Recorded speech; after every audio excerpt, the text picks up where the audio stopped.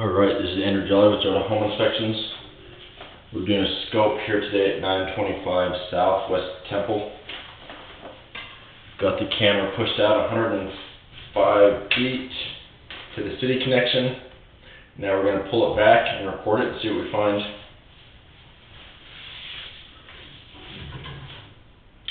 So this first connection point is called the nose on. This is where it goes from your lateral line into the main city line. Looks like you have a good connection there.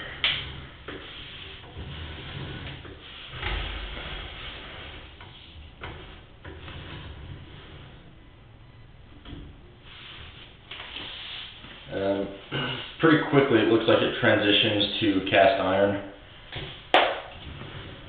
Cast iron is usually the weakest link because it gets very rough and rusty and it can catch on debris.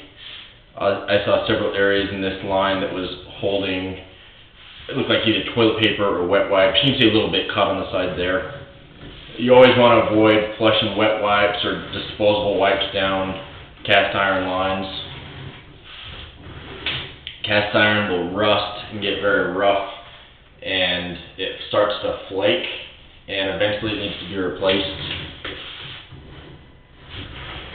I don't know the exact age of this building, but I'd imagine probably something from the 40s, roughly estimating.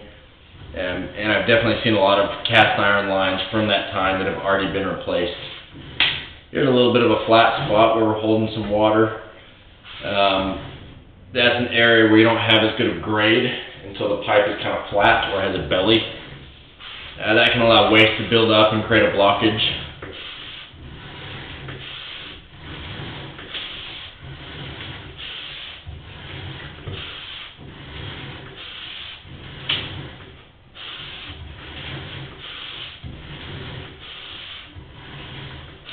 It's looking like this entire pipe is basically cast iron. Well, there's an insurance available through HomeServe. I know in Salt Lake City proper it's available, or it's supplemented by the city for residential. I'm not sure if it's supplemented or even available on commercial properties, but I would look into it because it can really help offset the cost when this line needs to be replaced. I mean, here's a good example of just how rough and rusty cast iron gets. It's also hard to inspect because I can look for standing water, I can look for debris like that piece right there caught in the line, but it's hard to tell if you have cracks because the rust will very easily conceal some of those cracks that could be there.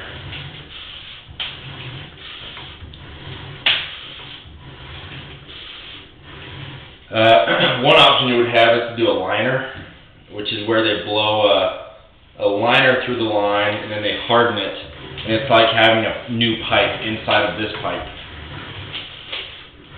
It doesn't work if you don't have proper grade, or I should say it's not as effective because you're still going to have standing water in those spots, but if you have good grade, it can be a good option because you don't have to dig up the pipe. Especially in this building where I imagine this line is going underneath the slab.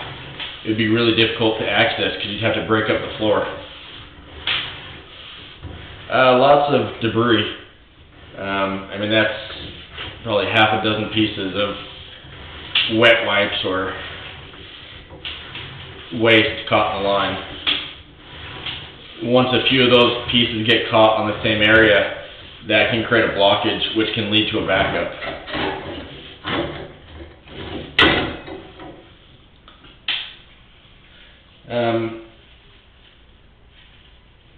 One other option you would have is to picote the line. Picote is when they use a chain cutter to clean the inside of the pipe, and it cuts a small section off, or a small layer, and makes it smooth again. One downside is you don't know how thin that line is, and so you don't know if you're going to collapse it if you do it. And you can only do it so many times because you're cutting away at the inside of the pipe. But it can be a good option because it can smooth the inside of that line and prevent you from having to replace a line right now. And then with that smooth section of pipe, you're going to have less issues with waste or toilet paper or wet wipes getting caught on the line. So I'm going to end this recording now.